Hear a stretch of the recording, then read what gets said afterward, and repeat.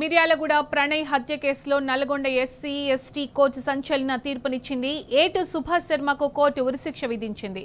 మిగిలిన 6 నిందితులకు జీవిత ఖైదు విధించింది. అనారోగ్య సమస్యలు ఉన్నందున శిక్ష తగ్గించాలని నిందితులు జడ్జిని వేడుకున్నారు. మాపై ఆధారపడిన తల్లిదండ్రులు పిల్లల కోసం శిక్ష తగ్గించాలని జడ్జిని వేడుకున్నారు. ప్రణయ్ హత్యతో తమకు ఎలాంటి సంబంధం లేదని నిందితులు కోర్టుకు తెలిపారు. నాకు కేసుతో సంబంధం లేదని అమృత బాబాయి శ్రవణ్ కుమార్ కోర్టుకు విన్నవించుకున్నారు.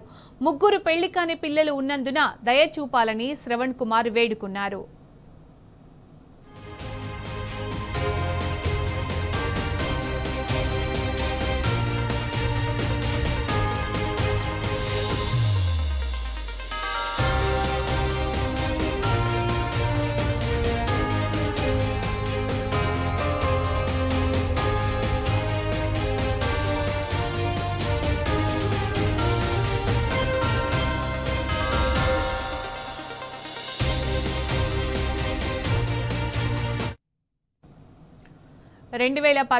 సెప్టెంబర్ 14న ప్రణయ్ హత్యకు గురయ్యారు. తన కూతురుని కులాంతర వివాహం చేసుకున్నాడనే కక్షతో సుఫారీ గ్యాంగ్తో ప్రణయ్ను హత్య చేయించారని మారుతీరావుపై కేసు నమోదైంది. ప్రణయ్ తండ్రి పెరుమాళ బాలస్వామి ఇచ్చిన ఫిర్యాదుతో మారుతీరావు సహా మొత్తం 8 మంది నిందితులపై మిర్యాలగూడ 1 టౌన్ పోలీసులు కేసు నమోదు చేశారు. కేసు విచారణలో ఉండగానే A1 నిందితుడిగా మారుతీరావు ఆత్మహత్యకు పాల్పడ్డాడు.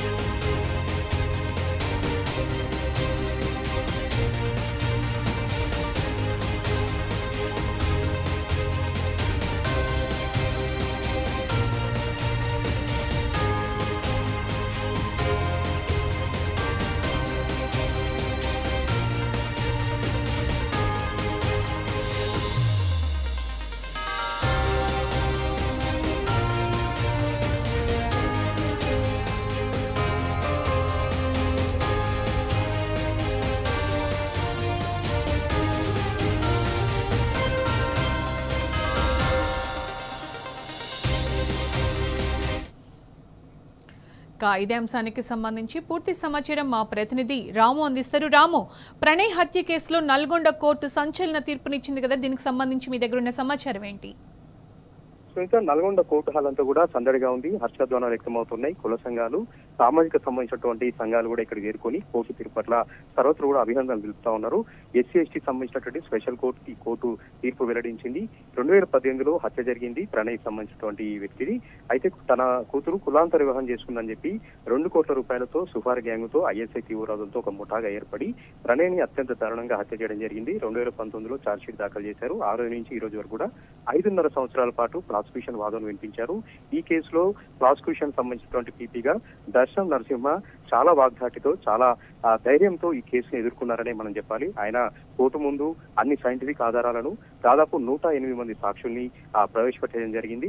ప్రతి సందర్భంలో కూడా, ప్రతి స్టెప్ లో కూడా చాలా ధైర్యవంతంగా, చాలా సాహసోపేతంగా ఈ కేసును ఎదుర్కొని ఎట్టకేలకు నిందితులకు శిక్ష పడేలాగా చేశారు. ఈ రోజు వెల్లడించినటువంటి తీర్పులో A1 నిందితుడు చనిపోయాడు, అతనుకి ఎలాంటి సంబంధం లేదు. A2 నిందితుడు సుభాష్ శర్మ, ఇతనే మిర్యాలగూడ జ్యోతి హాస్పిటల్ వద్ద ప్రణయ్ని అత్యంత దారుణంగా పదునైనటువంటి కత్తితో నరికి చంపాడు. ఇతనికి ఉరిశిక్ష విధించడం జరిగింది. 16,000 రూపాయల పెనాల్టీ కూడా విధించారు.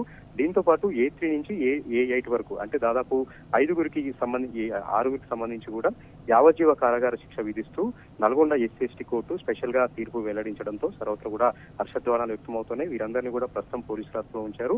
కోర్టు తీర్పు ఉత్తర్వులు వెల్లడిన తర్వాత, ఆ జడ్జిమెంట్ కాపీ అందిన తర్వాత వీరందరినీ కూడా కేంద్ర కార్యాలయానికి తరలిస్తామని కూడా నల్గొండ సంబంధించిన పోలీసులు చెప్తా ఉన్నారు. అడుగును కూడా మొదటి నుంచి కూడా సంచలనంగా మారింది. 2018లో జరిగినటువంటి ఈ హత్య రాష్ట్ర వ్యాప్తంగా 2 తెలుగు రాష్ట్రాల్లో కూడా సంచలనం రేగించింది. సామాజిక అసమానతలను చూపుతూ సామాజికంగా హోదాను అనుభవిస్తున్నటువంటి తిరునగరు ఏదైతే మారుతిరావు ఉన్నారో తన కూతురు షెడ్యూల్ కులాలకు సంబంధించినటువంటి ఒక యువకుడిని ప్రేమించింది, పెళ్లి చేసుకుందన్నటువంటి పగ పెంచుకొని అతన్ని అత్యంత దారుణంగా హత్య చేయించడం జరిగింది. ఆ రోజు నుంచి కూడా చాలా సామాజిక సంఘాలు, చాలా సంఘాలు కూడా ఈ విషయం పట్ల న్యాయం చేయాలంటూ ఎన్నో రకాల కార్యక్రమాలు చేశారు. కోర్టు సంబంధించి కూడా ప్రాసిక్యూటర్ ని మార్చే ప్రయత్నం చేశారు, అతన్ని ఏమార్చే ప్రయత్నం చేశారు. ఏది చేసినప్పుడు కూడా చివరిగా న్యాయం గెలిచింది. ఈ రోజు ప్రణయ్ కుటుంబ సభ్యులు కూడా హర్షాద్రేకాలు వ్యక్తం చేస్తా ఉన్నారు. ప్రస్తుతానికైతే అమృత ఎవరైతే ఉన్నారో ప్రణయ్ సంబంధించినటువంటి భార్య, ఆమె హైదరాబాద్ లో పోలీసుల సంరక్షణలో ఉంచడం జరిగింది. ఎందుకంటే చాలా సెన్సిటివ్ సంబంధించినటువంటి ఇష్యూ కాబట్టి, ఇందులో ఐఎస్ఐ ఉగ్రవాదులు కూడా ఉన్నారు కాబట్టి వారి నుంచి ఎలాంటి థ్రెట్నెస్ లేకుండా, ఎలాంటి సంబంధించినటువంటి ఇది లేకుండా ఆమెను చాలా జాగ్రత్తగా పోలీసుల సంరక్షణలో 2+2 గన్మెన్ల నడుమ ఆమెను అక్కడ ఉంచడం జరిగింది. తల్లిదండ్రులు మాత్రం, ప్రణయ్ తల్లిదండ్రులు మాత్రం మిరాలోడలో ఉన్నారు. వారు కూడా హర్షం వ్యక్తం చేస్తా ఉన్నారు. న్యాయం గెలిచింది. సమాజంలో ఇక మీదట ప్రేమ వివాహాలు చేసుకున్న వారందరూ కూడా ఈ తీర్పు అనేది రక్షణ కవచంగా ఉంటుంది.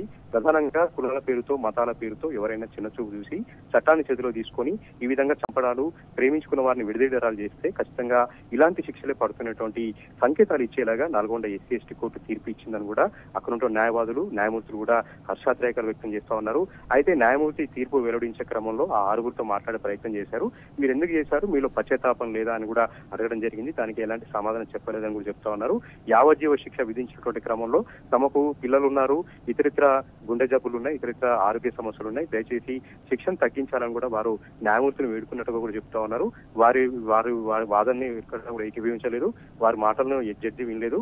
ఖచ్చితంగా న్యాయం జరగాల్సిందే, ఖచ్చితంగా వీళ్ళకి శిక్ష పడాల్సిందే అంటూ వాళ్ళందరూ కూడా యావజ్జీవ శిక్ష విధించడంతో వాళ్ళ మొహాలని కూడా ఒక్కసారిగా వాళ్ళందరూ కూడా బాధపడుతున్నట్టుగా, వాళ్ళందరూ కూడా విషణ వాదనతో ఉన్నట్టుగా కూడా జడ్జి చెప్పినట్టుగా కూడా చెప్తా ఉన్నారు. ప్రస్తుతానికైతే నల్గొండ కోర్టు హాల్ అంతా కూడా సందడిగా ఉంది. చాలా రోజుల తర్వాత ఒక సంచలనాత్మకమైనటువంటి తీర్పులో ఉరిశిక్ష విధించడం ఒకరికి, మరొక ఆరుగురికి యావజ్జీవ శిక్ష విధించడం అనేది సర్వత్రా కూడా హర్షం వ్యక్తం అవుతుంది. 302, 120B అదేవిధంగా IPS 109 1989 ఏదైతే ఇండియన్ యాక్ట్ ప్రకారమే ఈ శిక్ష విధిస్తున్నట్టుగా కూడా న్యాయమూర్తి చెప్పినట్టుగా కూడా న్యాయవాదులు చెప్తా ఉన్నారు, పబ్లిక్ ప్రాసిక్యూటర్ కూడా చెప్తా ఉన్నారు. మొత్తంగా సమాజంలో ఒక మంచి సంకేతాలు పంపించేలాగా, సమాజంలో కులాంతర వ్యవహారాలు చేసుకునే వాళ్ళకి కానీ, ఇతరితర పోరాటాలు చేసే వారికి కానీ ఈ తీర్పు ఒక అండగా ఉంటుందన్నటువంటి అభిప్రాయం సర్వత్రా కూడా వ్యక్తం అవుతుంది. Sunitha. Right Ramu, thank you.